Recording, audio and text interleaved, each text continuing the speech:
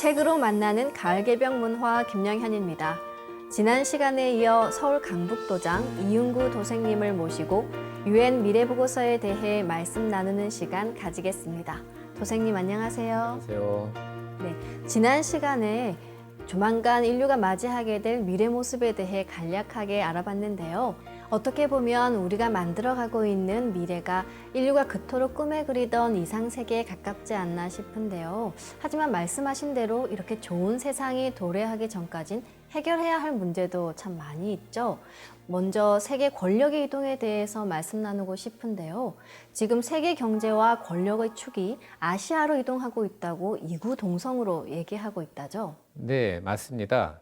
미래에는 세계 경제의 주도권을 미국과 유럽이 아닌 아시아, 즉 동양 국가들이 쥔다고 하는데요.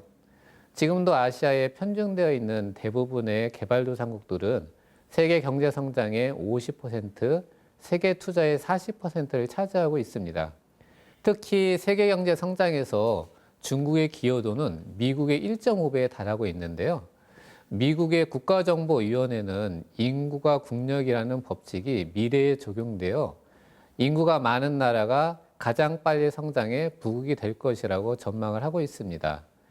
인구가 부국을 만드는 세상에서 2020년에는 중국의 인구가 최대 규모가 될 것이고 그로부터 30년 후인 2050년에는 인도의 인구수가 중국을 뛰어넘어 세계 최대 규모가 될 것이라고 합니다. 어쨌든 2030년에는 아시아가 GDP, 인구, 군사력, 첨단 기술 등에서 북미와 유럽을 능가하게 되고 그로 인해 미국과 유럽에서 아시아로 권력의 이동이 일어나리라 예상이 됩니다.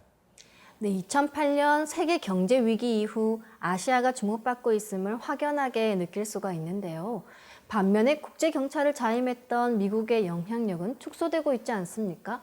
특히 이번에 트럼프가 대통령이 되면서 이런 현상은 더욱 가속화될 거라는 전망이 있죠. 네, 지금도 미국이 세계에 미치는 영향력이 축소가 되고 있는 것을 실감할 수 있는데요. 전문가들은 2030년경에는 미국의 슈퍼파워가 종말을 맞을 것으로 예상하고 있습니다. 미국이 더 이상 국제경찰 역할을 못하는 것이죠. 왜냐하면 아시아의 부상이 그 원인인데요. 현재의 경제 추세로 보면 중국의 GDP가 2018년경에는 미국을 능가하게 되고 인도도 2030년에서 50년에는 중국과 함께 영향력이 커진다고 합니다.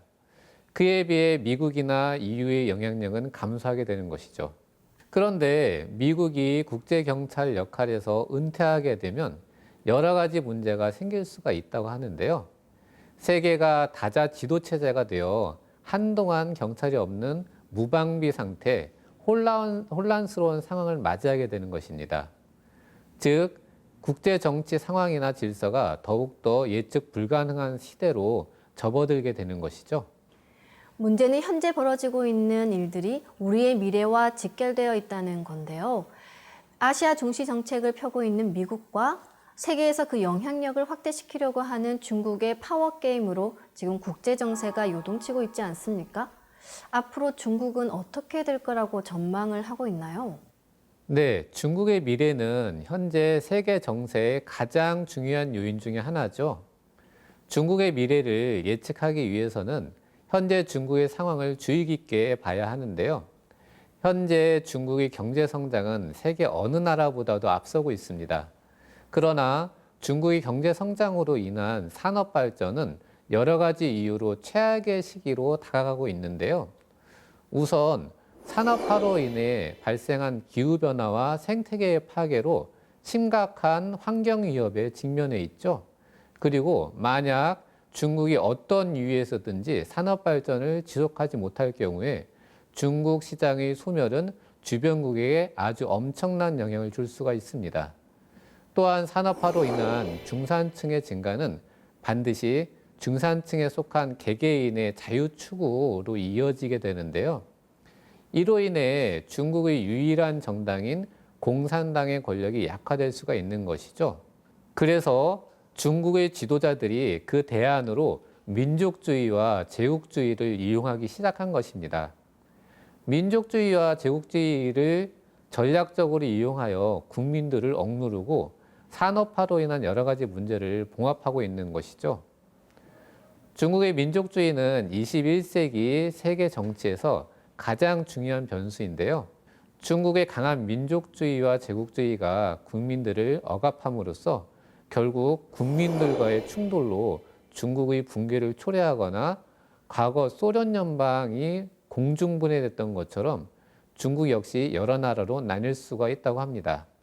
만약 그렇지 않을 경우 중국의 민족주의는 국제적으로 미국과 충돌할 가능성이 높고 이것은 결국 동아시아를 치열한 전쟁터로 변하게 하여 제3차 세계대전을 방불케 하는 혼란이 올 수도 있다고 경고하고 있습니다. 중국의 미래가 밝지만은 않네요. 그렇다면 인류의 미래는 어떨까요? 네, 분명 중국은 갈림길에 서 있습니다. 또한 인류 문명도 역시 갈림길에 와 있는데요. 그래서 앞으로 중국의 미래와 인류의 미래는 어떻게 될 것인지 궁금할 수밖에 없습니다. 이는 1901년부터 다가올 인류 역사를 설계해 놓으신 상제님의 천지공사를 통해 확인하실 수 있습니다. 아침에 본 것, 저녁에 본 것 다르고 날마다 해마다 달라지리니 이제 세상이 다 가르치느니라 하신 상제님 말씀처럼 지금 세상은 수많은 일들이 시시각각으로 벌어지고 있는데요. 인류의 생존을 위협하는 기후변화도 그중 하나죠. 네, 그렇습니다. 미래의 인류의 생존을 위협하는 가장 큰 문제는 기후변화인데요. 지금 세계는 과연 지속적인 경제 발전과 기후변화의 저지를 동시에 해결할 수 있는지가 초미의 관심사로 대두가 되고 있습니다. 기후변화를 잠시 살펴보면 온난화의 지표라고 할 수 있는 대기 중의 이산화탄소량이 꾸준히 상승을 하고 있습니다. 그래서인지 세계 평균 기온이 상승하고 있는데요. 미국 해양대기관리처에 따르면 미국에서 1895년에 기록관리가 시작된 이후 2012년은 미국이 가장 뜨거운 해였다고 합니다. 기후변화로 인한 경제적 손실도 만만치 않은데요. 자연재해로 인한 연간 경제적 손실은 40년 전에 5천억 달러에 비해 거의 3배나 높아진 1조 6천억 달러에 이르고 있습니다. 여기에 그치지 않고 미래학자들은 기후변화에 대응하는 현실적이고 종합적인 전략의 부재는 결국 수십억 명의 인구를 빈곤에서 벗어나지 못하게 할 뿐만 아니라 매우 충격적이게도 여러 문명까지도 사라지게 할 것으로 예측하고 있습니다. 네, 기후변화의 원인과 관련해서는 좀 다른 주장도 있는 것으로 알고 있는데요. 어떤 내용이죠? 네, 전문가들 중 일부가 기후변화를 인간이 만든 것은 아니다라고 주장하고 있는 것인데요. 화석 연료를 사용한 인간의 활동이 지구 온난화를 일으킨 게 아니라 10만 년을 주기로 지구 자전축과 공전층이 변하고 태양 활동이 달라지기 때문이라는 겁니다. 이런 주장은 상제님께서 밝혀주신 우주 1년과도 연관되어 있어 주목이 되는데요. 우주 1년은 지구의 1년의 주기가 있어서 사계절이 있는 것처럼 우주에도 더 큰 변화의 주기가 있어서 봄, 여름, 가을, 겨울 사계절이 있다는 것이죠. 마치 지구가 초목 농사를 짓듯이 우주는 인간 농사를 짓는데요. 우주의 봄, 여름철에는 인간이 지구상에 등장하여 전 지구촌으로 이주하여 문명을 일구어 나갑니다. 그리고 가을철이 되면 성숙한 열매기 문명이 출현하게 되는데요. 이를 후천 성경이라고 하는 것입니다. 천지대운이 이제서야 큰 가을의 때를 맞아야 했느니라 라고 하신 상제님 말씀처럼 지금은 우주의 여름철에서 가을철로 넘어가는 하추 교역기입니다. 이 때문에 지구온난화라고 하는 여름철 말의 현상이 벌어지고 있는 것이죠. 그러므로 현재 일어나고 있는 기후변화는 인간의 산업활동으로 인한 환경 문제와 더불어 우주 1년이라고 하는 천지변화를 함께 봐야 그 실체를 명확하게 알 수 있는 것입니다. 네, 인류의 미래를 대자연의 변화라는 거시적인 차원에서 바라봐야겠다는 생각이 드네요. 이 책에서는 기후변화 외에도 생존에 직접적인 영향을 미치는 수자원에 대해서도 다루고 있는 것으로 알고 있는데요. 20세기는 국가 간 분쟁의 주요 원인이 석유에 있었다면 21세기는 물 분쟁의 시대가 될 것으로 예측하고 있죠. 네, 그렇습니다. 수자원의 문제도 정말 심각한데요. 전 세계적으로 물 사용량은 지난 50년 동안 3배가 늘어났고 2030년까지 지금보다 40% 증가하게 될 것으로 예측하고 있습니다. 그러나 기후변화 등으로 인해 물 공급량이 세계적으로 감소하고 있죠. 더욱이 기후변화의 결과로 해수면이 상승할 경우 세계 해안에 인접한 담수의 20%가 사라지게 된다고 합니다. 지금과 같은 흐름이라면 30년 후에는 20억 명의 인구가 추가로 물 부족을 겪게 될 것이고 2050년에는 물 부족을 겪는 인구가 수십억 명으로 늘어날 수 있습니다. 그래서 증가하는 물 수요에 대비한 정책 변화가 필요한데요. 앞으로는 깨끗한 물을 확보하는 것이 각종 개발 및 기후변화 전략의 핵심이 될 것이라고 합니다. 요즘 기후변화로 인해 해수면이 상승하면서 저지대의 섬나라의 주민들은 이주를 서두르는 곳이 많이 있는 것으로 알고 있는데요. 생존에 필수적인 담수가 20%나 줄어든다면 그야말로 재앙 아니겠습니까? 이렇게 깨끗한 물을 구할 수 없을 때 제일 먼저 발생하는 것이 전염병이죠. 네, 인류의 건강 상태가 지속적으로 향상되고 전염성 질병의 발병률과 사망률이 감소하고 있는 반면에 국제화 시대를 맞이해 신종 질병이 전 세계적으로 창궐할 수 있다는 경고가 꾸준히 나오고 있는데요. 예를 들면 에이즈를 보더라도 지금도 3,400만 명이 에이즈에 감염되었지만 그들의 약 60%가 자신의 감염을 인지하지 못하고 있는 실정이라고 합니다. 동부 유럽과 중앙아시아에서는 에이즈 환자의 수가 2001년부터 2010년에 250%나 증가했고요. 실제로 지난 40년간 거의 매년 새로운 전염병이 발견되고 있는데요. 이 중에 20종의 질병은 약의 내성을 가지고 있다고 하고요. 또 과거의 전통적인 질병인 콜레라, 댕기열, 수막염 등도 다시 발생하고 있습니다. 특히 심각한 것은 최근에 대부분의 약이 내성을 지닌 슈퍼박테리아가 발생한 것인데요. 아직 항생제가 개발되지 않은 상태로 세계 곳곳에서 발견되고 있는 실정입니다. 이제 전에 없던 별놈의 병이 느닷없이 생기느니라 하신 상제님 말씀처럼 전에 없던 신종 질병들이 많이 발생하고 있는데요. 2002년 사스가 발생했을 때도 전문가들이 장차 이름 모를 괴질이 더욱 확산될 것이라고 경고했었던 일도 있었죠. 네, 그렇습니다. 세계보건기구 그레고리 하펠 대변인도 분명한 것은 앞으로 새로운 대유행 바이러스가 나타나는 것이라고 했는데요. 잘 알다시피 20세기와 21세기에 걸쳐 지구촌에는 수많은 전염병이 등장해 인류 문화에 전 영향을 뒤흔들었습니다. 전문가들은 2009년 지구촌을 강타한 신종플루에 대해서도 더욱 강력한 변종이 반드시 일어날 거라는 최악의 시나리오를 끊임없이 경고하고 있고요. 하지만 이 같은 전염병은 앞으로 일어날 질병 대란에 비하면 소곡에 불과하다고 할 수 있는데요. 상대님께서는 앞으로 시두가 없다가 때가 되면 대발할 참이니 만일 시두가 대발하거든 병겁이 날 줄 알아라 라고 하셨는데요. 시두와 질병 대란에 대해서도 도정과 증산도의 진리, 개별 실제 상황 등 진리서적을 통해 더 자세히 아실 수가 있습니다. 그리고 상대님과 태모님은 내가 이 세상 모든 약기운을 태울주에 붙여놓았느니라. 약은 곧 태울주니라. 시두의 때를 당하면 태울주를 읽어야 살 수 있느니라 라고 하시면서 인류 구원의 법방인 태울주를 내려주셨습니다. 이에 대해서도 진리서적을 통해 더 자세한 내용을 알아보시기 바랍니다. 네, 새벽이 오기 전이 가장 어둡다고 하죠. 거시적인 안목에서 현재를 파악하고 미래를 준비해야겠습니다. 인류가 겪고 있고 앞으로 겪어야 할 수많은 변화에 대해 같이 말씀 나누고 있는데요. 이렇게 변화막측한 미래에 대비하기 위해서는 지금의 사회 시스템이나 가치관에 일대 전환이 필요하지 않을까요? 네, 그렇습니다. 이 책에서는 2008년의 금융위기를 예로 들면서 경제와 윤리의 상호 의존성을 명백히 보여주었다고 적고 있습니다.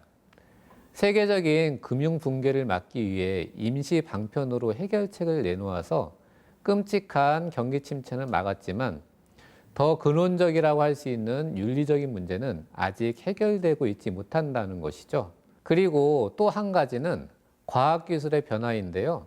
과학기술은 이미 우리가 가지고 있던 윤리적 평가 기준을 뛰어넘을 정도로 빠르게 변화하고 있습니다.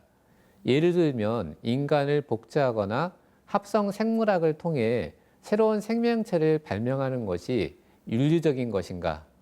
사회적 문제에 대한 고려 없이 기초과학 연구를 밀고 나가도 되는 것일까 하는 문제가 대두되고 있는데요. 과학기술의 빠른 발전을 평가할 시간이 부족한 현실을 고려했을 때 이제는 현행 윤리 시스템을 만들어야 할 시점이라고 합니다. 이를 통해 정신적으로 건강하고 도덕적인 사람을 키워내야 한다는 것이죠. 책을 보면 저자들은 오늘날의 글로벌 도전 과제를 해결하기 위해서는 국가, 기관, 종교, 사상적 경계를 넘어 협력할 수 있는 전 세계적인 윤리가 필요하다고 분석하고 있는데요. 사실 인간의 윤리를 다루고 있는 분야가 종교와 철학임에도 불구하고 그 역할을 제대로 하고 있는지 궁금한데요. 네, 종교 철학에 기반을 둔 윤리들이 오히려 서로 도덕적 우월성을 주장하며 세계 곳곳에서 분열과 갈등을 유발하고 있죠. 그래서 현대의 세계적인 난제들을 해결하기 위해서는 국가와 종교, 사상적 경계를 넘어 협력할 수 있는 전 세계적인 윤리가 필요합니다.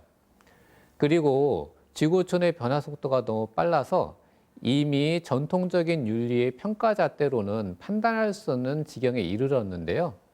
이 때문에 최근 서구에서는 보다 나은 미래 문명을 열기 위해 서양 문명의 바탕 위에 질적으로 전혀 새로운 동양 중심의 영성 문화를 융합하기 위해 활발히 모색을 하고 있습니다. 즉, 물질 문명의 극치에서 그것을 다스릴 새로운 가치를 찾기 위한 몸부림 끝에 영성 문화, 일신 문화, 선문화에 관심을 갖고 그 가능성을 적극 타진하고 있는 것인데요. 인류의 영성 문화와 물질 문명이 조화를 이룬 세상, 상생의 새로운 가치와 윤리로 넘쳐나는 세상이 바로 상제님께서 열어주시는 후천 조화 성경입니다. 이때는 과학과 종교가 하나로 만나며 정치와 종교의 통일이 이루어지게 되는데요. 선천의 투쟁과 반목은 완전히 사라지고 인간의 신성이 온전히 발현되며 화기가 넘쳐 흐르는 상생의 세계입니다. 내 세상은 조화 성경이니 조화로서 다스려 말없이 가르치고 함이 없이 교화되며 내 도는 곧 상생이니 서로 극하는 이치와 죄악이 없는 세상이니라 라고 하신 상제님 말씀 그대로 후천은 한마디로 완성, 통일, 조화의 세계로 인류의 꿈이 지상에 실현되는 성경 세계인 것이죠. 후천은 온갖 변화가 통일로 돌아가느니라 하신 상제님 말씀처럼 앞으로 맞이하게 될 후천은 인류의 문화와 사상이 통일된 조화의 세상이라는 말씀이시네요. 이제 마지막 정리 말씀 부탁드리겠습니다. 네, 상제님께서는 이제 천백개벽을 하리라. 이 세상 이치가 아침 다르고 저녁 다르리라 라고 하셨는데요. 이 말씀처럼 세상은 하루가 다르게 변화하고 있습니다. 그러나 자칫 잘못하다가는 그 변화의 흐름을 타지 못하고 도태될 수가 있는데요. 그래서 현대를 사는 우리 모두는 미래에 대해 관심이 많을 수밖에 없습니다. 미래 예측이 개인과 기업, 나아가서 국가의 흥망성쇠를 좌우하기 때문이죠. 그럼 미래를 예측하고 대비하기 위해서 어떻게 해야 할까요? 그것은 지금 우리가 어느 때에 살고 있는지를 아는 것이 매우 중요합니다. 때를 안다는 것은 단순히 시간을 아는 것 이상의 더 깊은 의미가 있는데요. 예를 들어서 중요한 시험을 보는 수험생이 시계를 보는 이유는 단지 시간이 궁금해서가 아니죠. 지금 문제를 더 풀어야 하는지 아니면 답안지에 체크를 해야 하는지를 판단하기 위함이겠죠. 그리고 1년 농사를 짓는 농부가 달력을 보는 진짜 이유는 날짜가 궁금해서가 아니라 지금 씨를 뿌려야 하는지 추수를 해야 하는지를 알기 위함입니다. 또한 경제인들이 경제수단의 사이클에서 지금이 팽창기인지 수축기인지를 알고자 하는 것은 현재 투자를 해야 하는지의 여부와 투자의 방향을 결정하기 위함이겠죠. 마찬가지로 우리가 우주의 변화에서 어느 때를 살고 있다는 것을 알면 지금 내가 무엇을 해야 하며 어떻게 살아야 하는지를 분명하게 알 수 있을 것입니다. 우리가 살고 있는 이 때는 우주의 가을철이 열리는 후천 가을 개벽기입니다. 따라서 현재 지구촌에서 발생하고 있는 모든 사건들은 가을 천지의 후천 성경을 건설하는 과정에서 일어나고 있는 것입니다. 지금까지 알아봤던 인류의 미래는 상대님 진리를 알 때, 상대님께서 설정하신 천지공사를 바르게 할 때 이 시대의 변화성을 통찰하고 대비할 수 있다는 것을 말씀드리고 싶습니다. 네, 지금까지 이윤구 도생님을 모시고 유엔 미래보고서에 대해 말씀 나눠봤는데요. 소중한 시간 함께 해주셔서 감사합니다. 감사합니다. 천하 대세를 아는 자에게는 천하의 살 기운이 붙어 있고 천하 대세의 어두운 자에게는 천하의 죽을 기운밖에 없느니라. 역사의 거대한 흐름을 알기 위해선 역사의 맥을 파악할 수 있는 안목이 중요하다는 상제님 말씀인데요. 빛과 어둠처럼 위험과 기회가 공존하고 있는 지금, 인류의 미래를 예측하고 대비하고자 하시는 분들께 유엔 미래보고서를 보내드립니다.